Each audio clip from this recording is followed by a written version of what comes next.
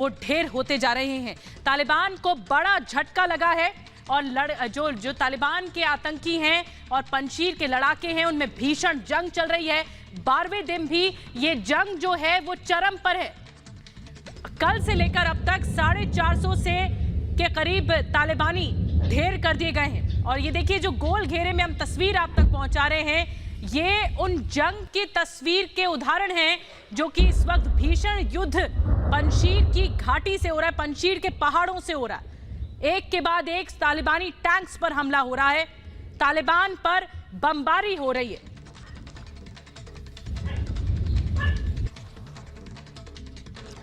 और अब आपको बताते हैं कि कैसे रात भर रॉकेट बरसते रहे। जी हां, अगर 5 सेकंड तक आप इस वीडियो को देखेंगे आप पलक नहीं झपका पाएंगे, इस कदर गोलीबारी हो रही है। और पंशीर तालिबान को उसी की भाषा में जवाब दे रहा है। यह पंशीर का सबसे बड़ा पलटवार है, देखिए जरा। पंशेरों की दहाड़, हारेगा तालिबान।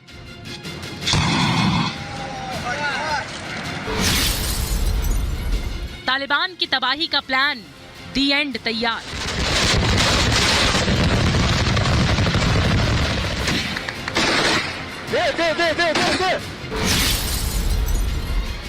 पंशीर में तालिबान की कब्रगाह।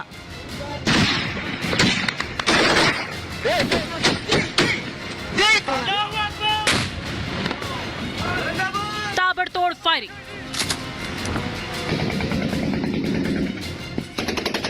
धुआंधार गोलीबारी। ये आवाज पंशीर के शेरों की दहाड़ है जो तालिबान पर भारी पड़ रही है। अफगानिस्तान पर तालिबानी हुकूमत है। काबुल से कंधार तक तालिबानी आतंकी हाथ में बंदूकें लिए तैनात हैं। तालिबानी आतंकियों की इजाजत के बिना अफगानिस्तान में पत्ता भी नहीं हिल रहा। पंशीर के शेर लेकिन आज भी डटे हैं। ऐलान हो चुका है, न पीछे हटेंगे न ही हथियार डालेंगे। खून के एक एक कतरे तक आजादी की लड़ाई लड़ते रहेंगे।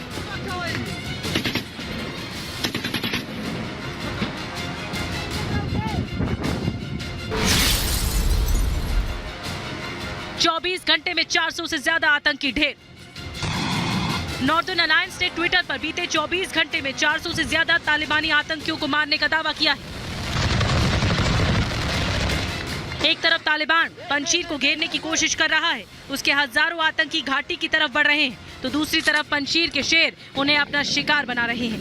ये वीडियो पंशीर और तालिबान के बीच भीषण युद्ध की गवाही दे रहा है। काबुल पर कब्जा करने के बाद तालिबान की सिरदर्दी खत्म नहीं हुई है। तालिबान पंशीर से हर रोज पिट रहा है। तालिबान को पंशीर से बड़ा झटका। पंशीर ही एकमात्र इलाका है जो तालिबानी कब्जे से मुक्त है। अहमद मसूद के नेतृत्व वाले नॉर्दर्न अलायंस ने बताया कि बीती रात पंशीर के ख्वाक इलाके में आए 350 आतंकियों को ढेर कर दिया गया।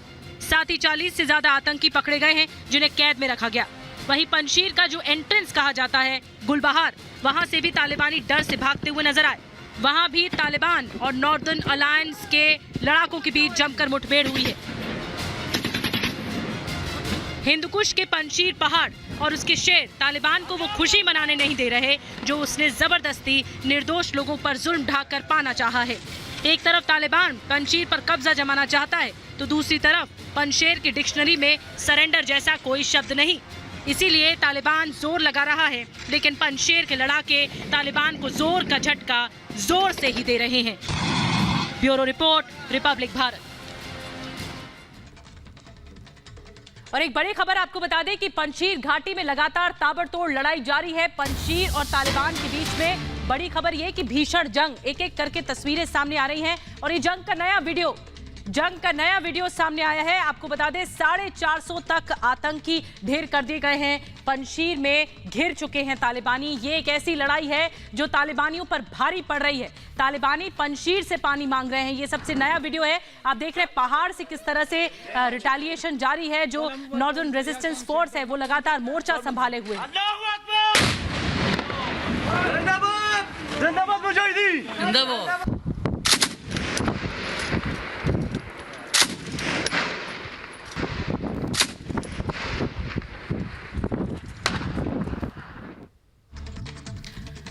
तो तालिबान की जो अब सल्तनत होगी वो शरिया कानून के हिसाब से चलेगी। जी हां, अफगानिस्तान आतंकिस्तान बन चुका है। आतंकियों की नई सरकार बनने जा रही है। लेकिन 20 साल पहले वाला तालिबान और ये तालिबान, इसमें कोई फर्क नहीं है।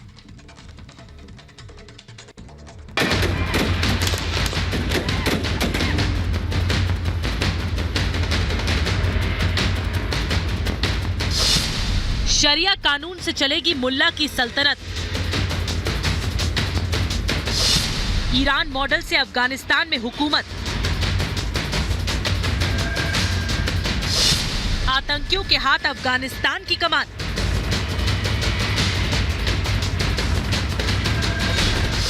एक बार फिर पूरी दुनिया की नजर अफगानिस्तान पर टिक गई।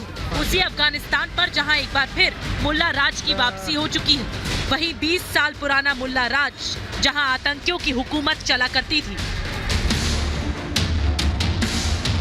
अमेरिका के जाते ही काबुल से जो तस्वीर सामने आई, उसने साबित कर दिया कि एक बार फिर मुल्ला का पुराना तालिबान लौट आया है।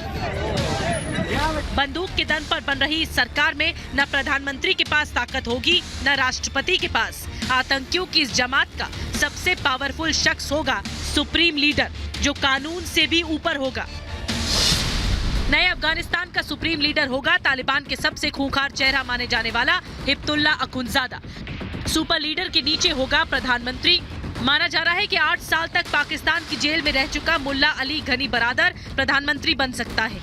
इसके साथ ही प्रधानमंत्री पद के लिए मुल्ला उमर के बेटे मुल्ला याकूब के नाम की भी चर्चा है।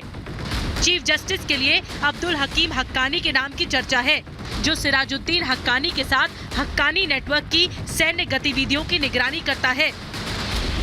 अमेरिका के जाने के बाद खौफजदा अफगानियों पर राज करने के लिए हिब्तुल्लाह अखुंज़ादा के नेतृत्व में आतंकियों की ऐसी फौज तैयार हो रही है, जो एक वक्त में अमेरिका समेत दुनिया के कई देशों के लिए सिरदर्द बन चुकी है।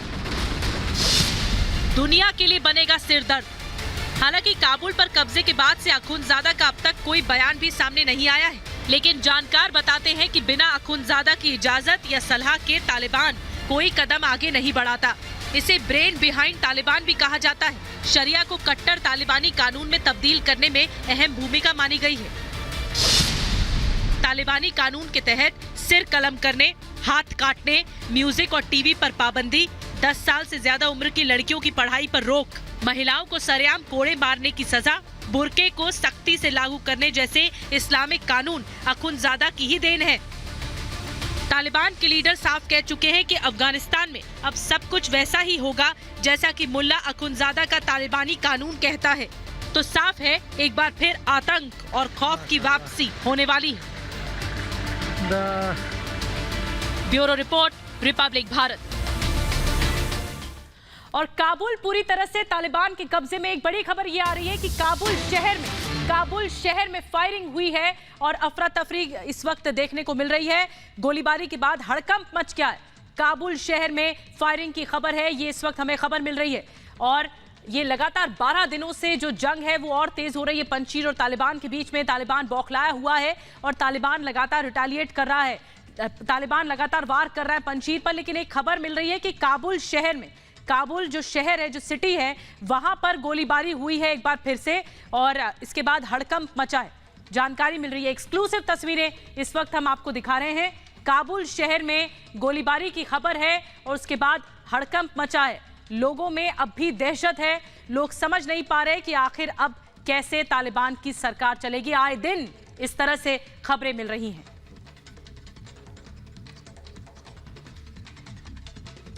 वैसे तालिबान में तो सिर्फ एक ही का कानून चलता है, वो है उसका सुप्रीम लीडर का। जो सुप्रीम लीडर चाहेगा वही माना जाएगा, जो वो आदेश देगा वही माना जाएगा और जबरदस्ती मनवाया जाएगा भी। कौन है ये सुप्रीम लीडर तालिबान का? और सुप्रीम लीडर से भी कोई और ज्यादा खतरनाक और खूंखार है क्या? देखिए जरा।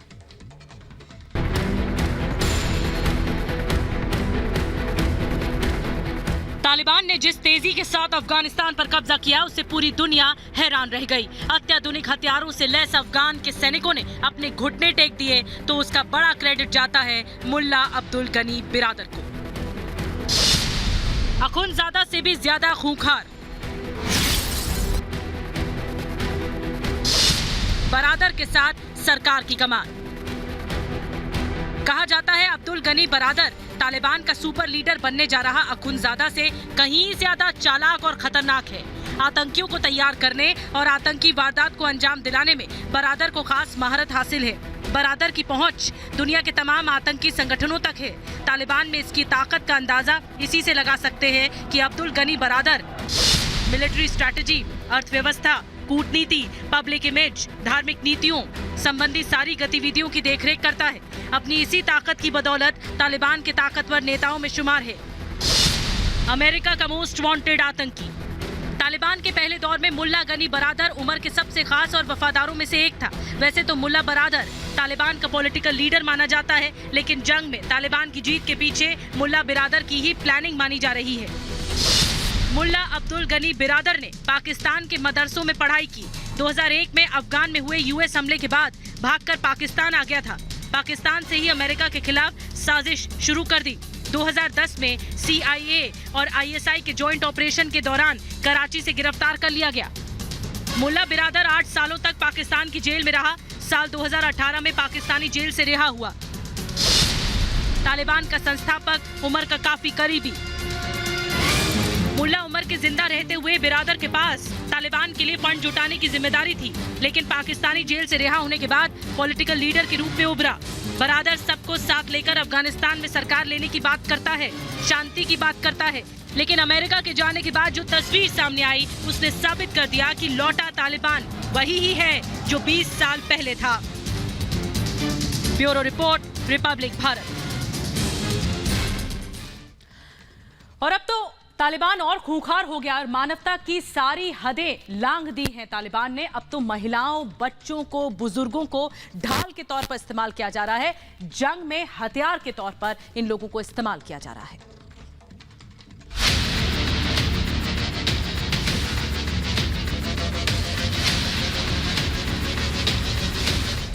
हार से बौखलाया तालिबान। क्रूरता की सारी हदें की पार।